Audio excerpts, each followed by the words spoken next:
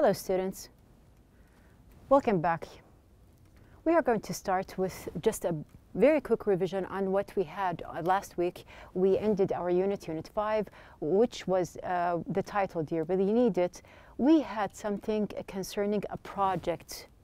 Now in this project mainly, we were asked to work in pairs or groups to think about the advertisements that you see, watch, or hear every day. They can be billboards, advertisements in magazines or newspapers, TV commercials, radio advertisements, leaflets, stickers, and so on. Now we are asked to turn one of these advertisements and think about another way to advertise the same product.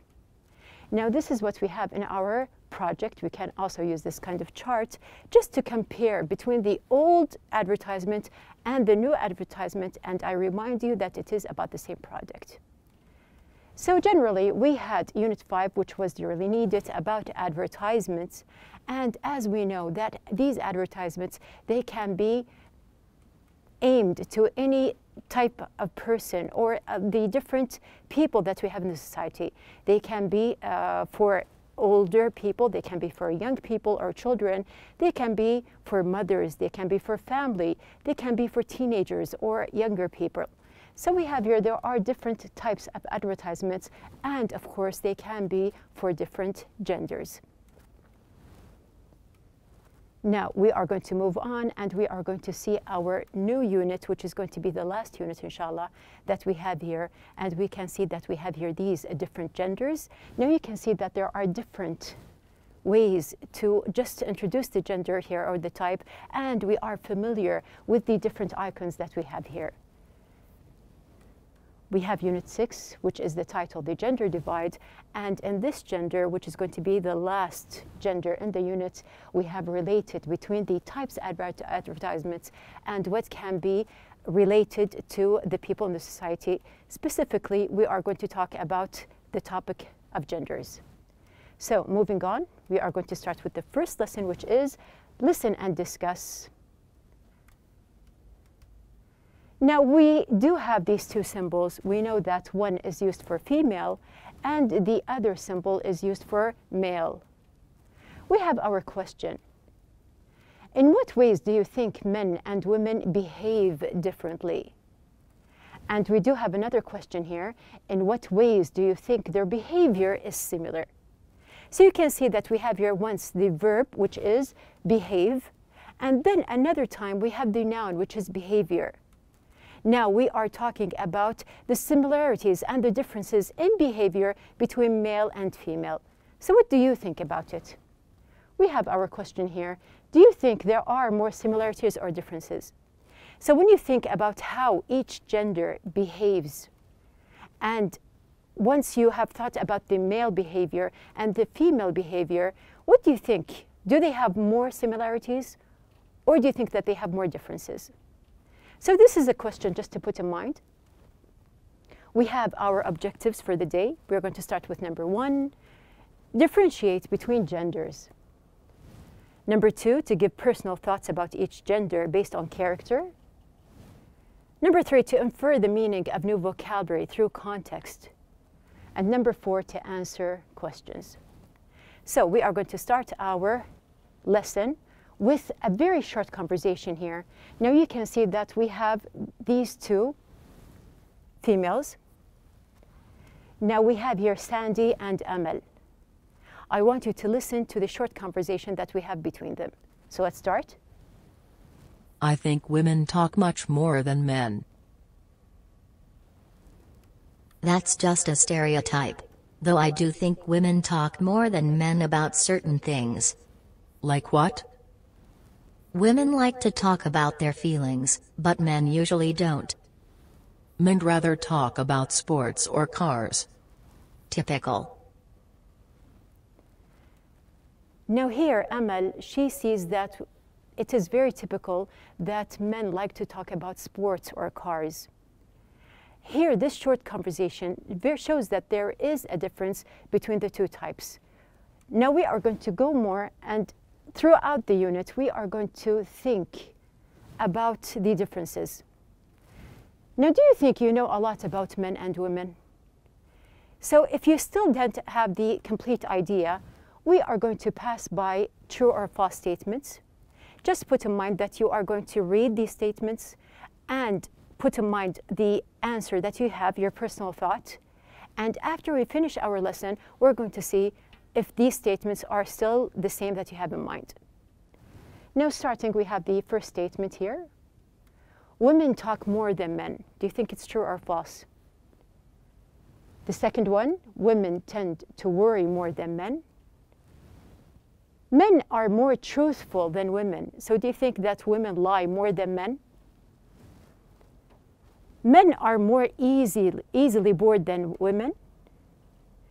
Women have a greater tolerance for pain. Women live longer than men.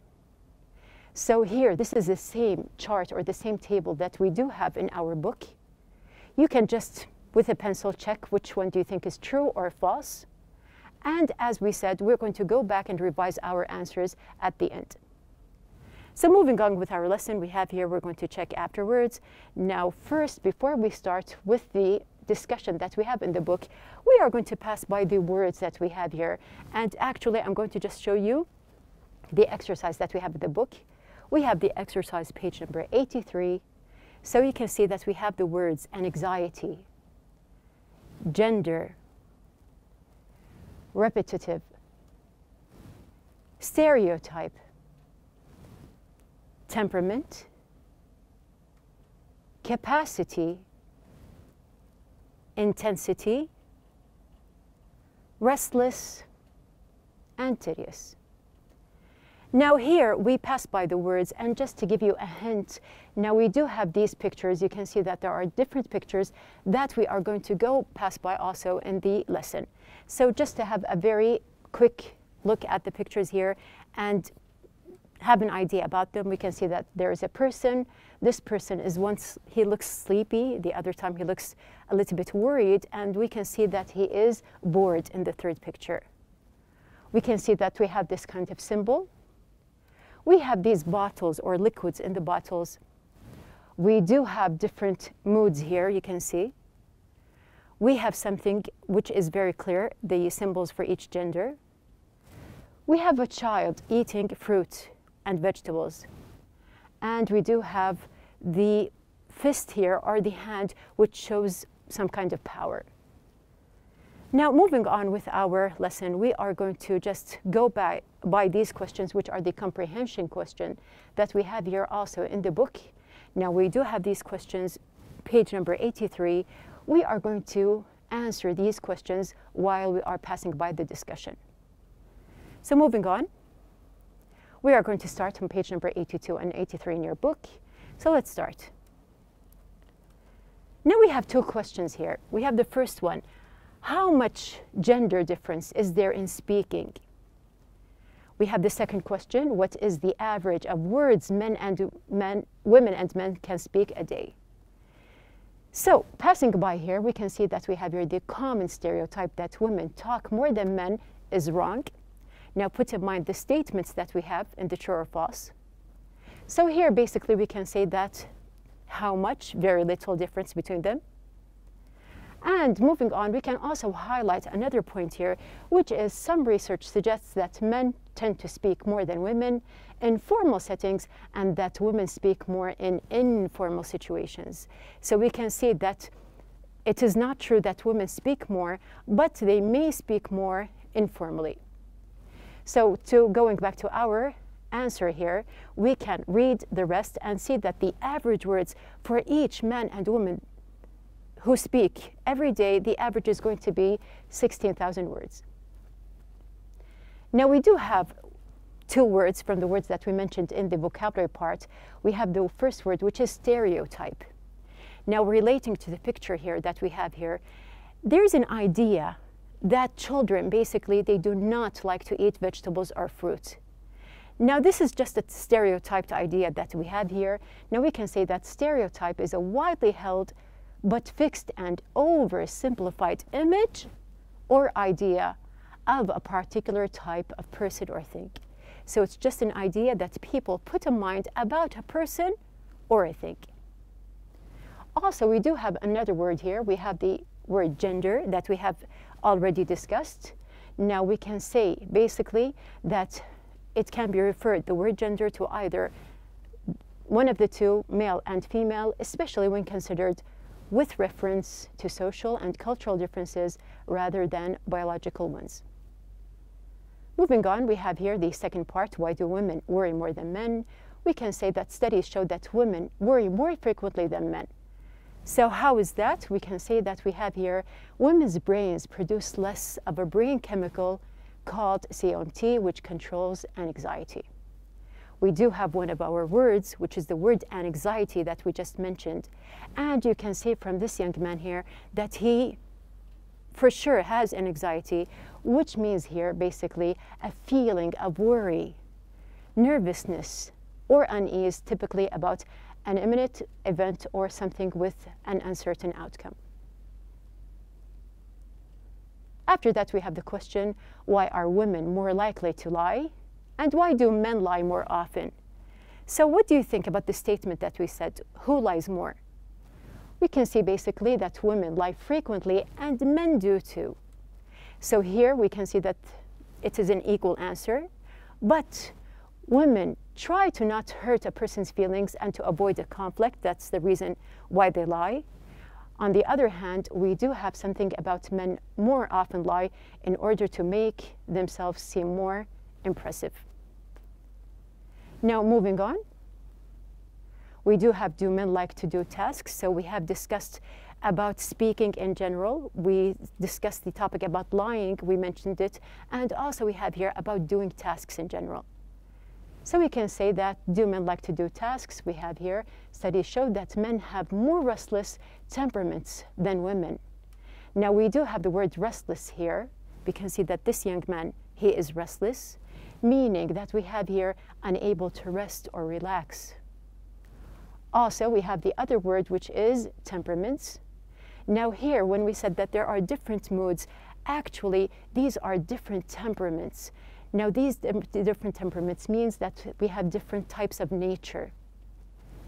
A person's or an animal's nature, especially as it permanently affects their behavior. So each person has a nature, a special nature, which affects his or her way of behavior in general.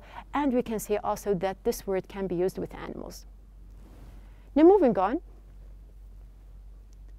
Do men like to do tasks? So we have the answer, no, they don't. Then we have another point here. It is speculated that women do better in these situations because they have a greater ability to keep their thoughts and imagination active.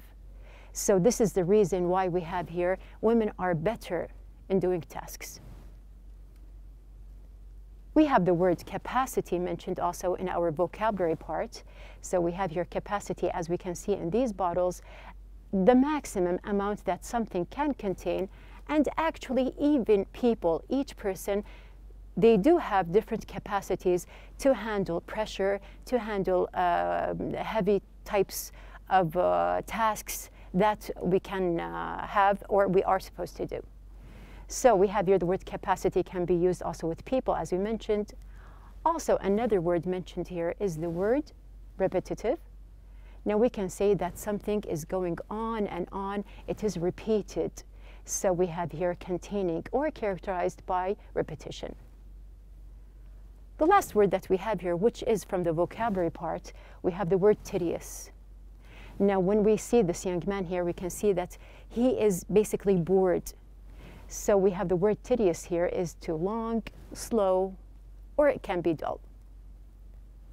Now moving on. Why do women have lower tolerance for pain?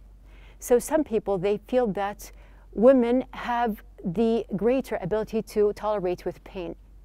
Now, actually, here we can see that, however, the research seems to indicate that due to their body chemistry, women actually have lower tolerance for pain. So we can say that this is due to their body chemistry.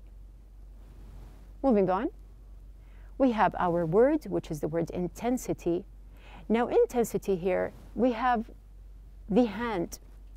And I mentioned before, what does this picture symbolize? We can say that it can show strength or power.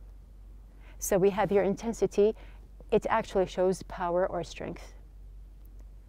Now we have in our last part here, what is the average life expectancy in the US? We can see from the highlighted part that it is about 79 for women in general and only 72 for men. Now we have finished our part here. Just to check our answers, we can see that the first statement, what did you think? So did you answer, is it true or false? So from the discussion that we have in the book, we can see that the statement is actually false. However, the second one, women tend to worry more than men, we can see that this is true. Men are more truthful than women. This is false. So we said that they are together the same, equally. Men are more easily bored than women. This is true. Women have a greater tolerance for pain, so we discovered that this is false. And the last part, women live longer than men. We mentioned the life expectancy, which means that this one is true. So we have the true or false statements ready. Now you do have your assignment, your task, which is homework. We have the words that we mentioned on page number 83. You are going to fill the words and you are going to just answer. I'm going to check our answers in the next lesson, inshallah. Now we do have our comprehension questions on page number 83. So just to revise the answers that we did mention throughout the discussion, we have the first one. In what types of settings do women tend to speak more? We can see that women tend to speak more in informal settings, as we mentioned. What causes women to worry more than men? We can see that we have here women's brains produce less of a chemical that controls anxiety than men's brains do. We also mentioned the third answer here, which is question number 3. What things do women tend to lie about, and what things do men tend to lie about? So we have women tend to lie to avoid hurting another's feelings. Men tend to lie to make themselves look more impressive. What might explain women's ability to deal with repetitive tasks better than men? We have our answer that we did mention. It is possible that women are better at keeping their thoughts and imaginations active. Our last question here we have, which gender has the longer life expectancy? Give an example. We can say, for example, women have a longer life expectancy than men. In the US, the life expectancy for women is 79, and for men, it is 72. So we have revised. We know the most important parts that we have in our lesson, the listen and discuss lesson, and what is it focused on. Now moving on, we're going to observe our sentences again. We have the same answers, and actually we have answers and questions from what we mentioned. Here, I want you to observe something. You can see that we have here, women tend to speak. What causes women to worry? Women tend to lie. What might explain women's ability to deal with? Now, if you can see that we have here in all the 4 examples, there is one word that is repeated. You can see that we have here the word to. So here we are going to see the structure that we have here. And basically here we have another example from the passage. We have here, having less of this chemical can make it harder for a person to stop worrying. Now I can give you 2 examples here. I can say stop worrying, and I can say at the same time stop to worry. Here, using to in the sentence, it gives you a very different meaning. So one time we can see the verb worry is used with an ing, and the second time there is no ing, but we do have to. So this is going to be the second part in our lesson today. We are going to focus on the infinitive and also on the gerund that we have here. Now this part is going to be our grammar lesson for the day. We are going to pass by the grammar lesson as well as the listen and discuss that we have. We are going to see our objectives. So number one, to deduct the grammar rules from sentences. Number two, to differentiate between infinitive and gerunds. Number three, to apply the correct grammar form with the verbs forget, stop, regret, try, and remember in sentences depending on meaning. We have number four, to use the passive form of the structures. And we have number five, to use auxiliary verbs to shorten sentences. Now you can see that we have a lot to do, but actually it is all together, it is combined. So we are going to start first by just differentiating. We have the verb. It can be either a gerund, as we mentioned. Now we do know that the gerund here, as we had the example, stop worrying, is the ing form of a verb that functions the same as a noun. So when I have the ing sometimes with the verb, it turns totally from the form of a verb to a noun. So it looks like a verb, but actually it is a noun. We have here an example, running is fun. Now you can see that we have here running as an example. Running here is a noun, although it looks like a verb. So in this sentence, running is the gerund. It acts just like a noun. So it is not a verb, it acts like a noun. This is why we call it a gerund. On the other hand, we have the infinitive. Now you can see that the infinitive, on the other hand, is a verb form, but doesn't act as a verb. It acts as a noun, an adjective, or an adverb. To see that, we have an example here. I love to swim. These two words act together as a noun, adjective, or an adverb. So love is going to be the verb, but I do have to swim as the noun, the adjective, or the adverb. So basically, it depends on the sentence. Now, we have the two types, which are the gerund and the infinitive. We are going to see the different meanings that each one implies. If the verb functions as a verb, what is the verb in the sentence? Where is the verb? So we are going to see 5 verbs. We have remember, forget, try, regret, and stop. Now, put in mind that we are going to focus on these 5 verbs that we have here. These 5 verbs, they do have a direct relation with either a gerund or an infinitive. So we have here our idea. Now, they come before the gerund or the infinitive, and note that we said before. Now, for example, let's just see the difference in meaning. He remembers to send his grandparents a gift on special holidays.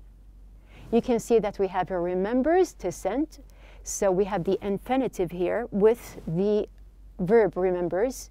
Now this means that he remembers to do a task. He doesn't forget. On the other hand, we have here he remembers sending gifts last night. You can see that we have remember with sending, which is the gerund here. And here it means to remember have done something in the past. So you can see that there is a task that I want to do, and the other sentence, or with the gerund, it's something that I remember doing. Note that we have here remember. It can be used in the present past, the present simple, or the continuous. It depends on the sentence. So we have remember. Here, he sometimes forgets to take his vitamins. So I'm using this time the verb forget with the infinitive. Now we have this old man here, not remember to do a task. He forgot to do it. Here in the other example, we have here he sometimes forgets taking his vitamins. Now we have here the verb forget with the gerund, and here we can see that not remember having done something in the past. So in the first one, we know for sure that he had forgotten to take the vitamins. But in the second example, we can see that he forgets taking. He doesn't remember. Did he or did he not take the vitamins?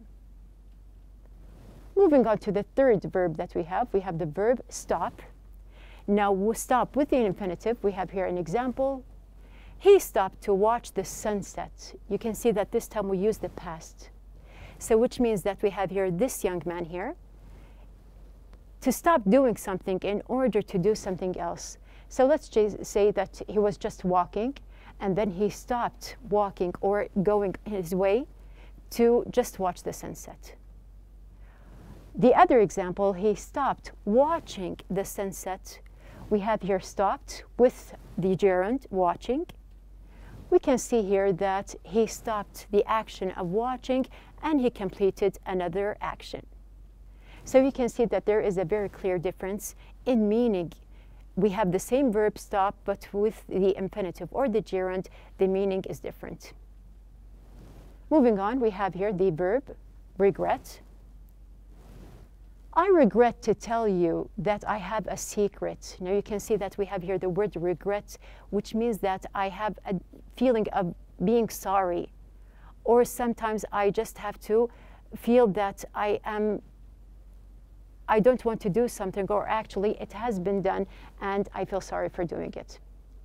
So in the first one, using with the infinitive, I regret to tell you that I have a secret.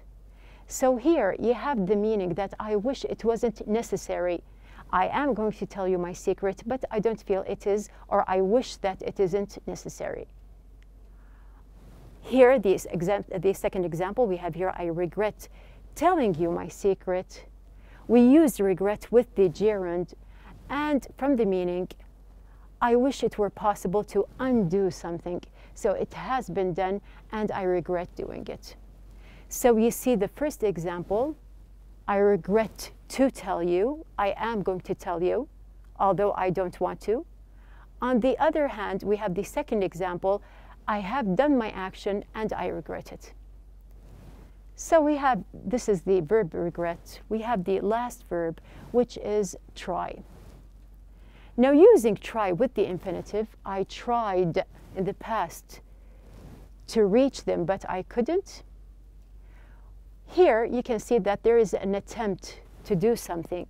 So I want to contact someone. I tried to reach them, but I couldn't. I tried several ways to contact them. When I use the other example, I tried reaching them by email. Here, using try with the gerund, try a specific method to reach a goal. So I have tried the first time to try different ways, but when I use the gerund here, I am making it specific. So I tried reaching them by email. Now you can see that we have used the 5 examples here, or the 5 verbs with both the infinitive and the gerund in different examples. You do have your exercise, which is on page number 84.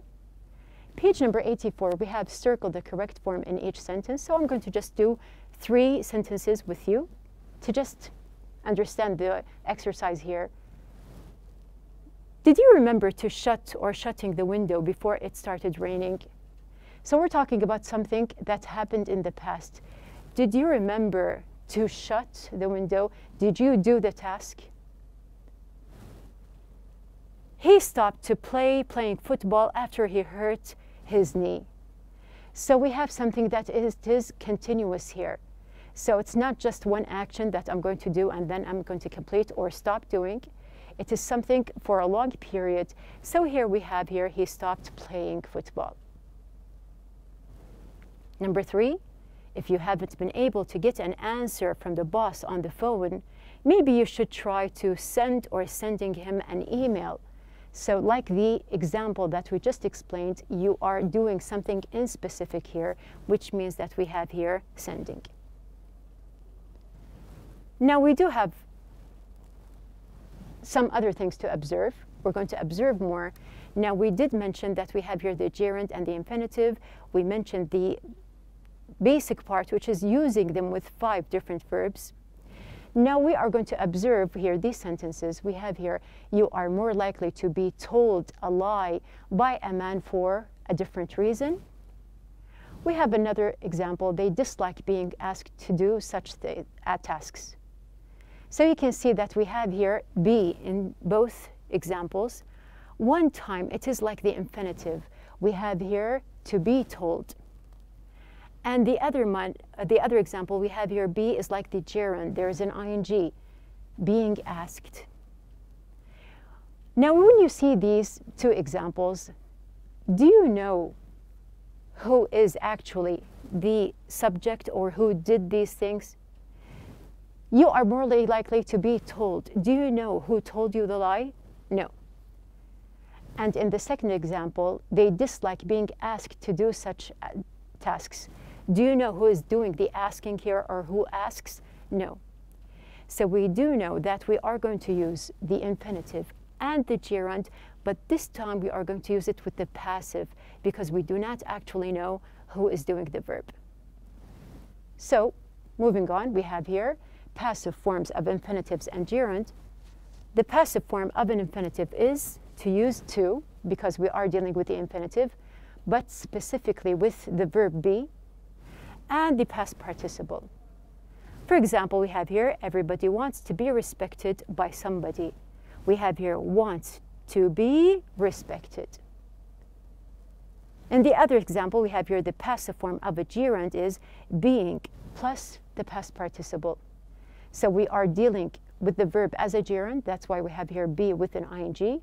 And then there is the past participle. So we have here being asked to settle an argument. Now the passive form, as we did mention, you can see that we have the object mentioned at the beginning. We have here to, be, past the past participle for the infinitive. We have being, ing, there is no to, of course, because there is a gerund, with also the past participle and the rest of the sentence. To add something, since we are talking about verb to be here, we do have a relationship here between the verb, which is the helping verb in the sentence, and also the main verb in the sentence. Now, when I say that there is a helping verb in the sentence, what do I mean? Basically, we have here helping verbs. They are auxiliary verbs. So that's why when we have here verb to be, we know that actually verb to be is related to is, are, and am. And you can see that there are different auxiliary verbs here that are treated, and they can be used in this sentence as a helping verb. They can be main verbs as well, but basically you know that they have a very important role as an auxiliary or helping verb. Now, what do we have here about these auxiliary verbs? We have using these auxiliary verbs after but or and here in sentences. So we're going to see some examples. Now, when an addition is made to a statement about or with but and or and, often the main verb is not repeated, so I can use them in the sentence to stop repetition. Instead, it is replaced with an auxiliary verb. So we have here, for example, but we can say, my sister isn't good at remembering special occasions, but my mother is. You can see that we have used the auxiliary verb or the helping verb is after but. John doesn't get frustrated easily, but Sam does. Also, we have here does is in the sentence.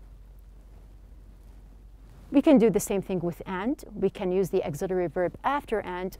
So we have here, he enjoys outdoor activities and his son does. So you can see that we have here and, the subject, and the auxiliary verb with to.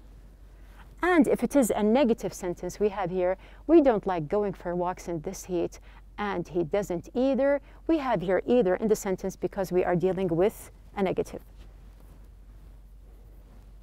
Now you do have some exercises on page number 85. We also have other examples that we can see on page number 85, which are dealing with open answers here. Now, our outline of the day is, first of all, we discussed gender differences. We understood context through words and defined vocabulary. We also checked answers and answered other questions. In the other part of our lesson, which is the grammar, we have the discussion about infinitives and gerunds. We turned these infinitives and gerunds into passive forms, and we also used auxiliary verbs in the sentence. So this is our, or actually these are two lessons that we have here today. We have discussed the part which is the listen and discuss, and also we have studied the grammar structures that we have in the second part. So just look at the exercises that we have in the book. We will complete inshallah in our next lesson, so be ready.